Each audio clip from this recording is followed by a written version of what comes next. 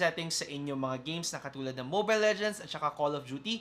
Syempre, kayang-kaya ng phone na katulad nito yung mga games noon to run smoothly, no? Walang problema, good settings, very snappy or responsive yung inyong screen, so very enjoyable yung inyong gameplay. And if ever na gusto nyo kumuha ng Oppo Reno 11 5G, yan ay nakakalagang 24,999 pesos. At sa presyo na to, masasabi ko ba na okay ang Oppo Reno 11 5G?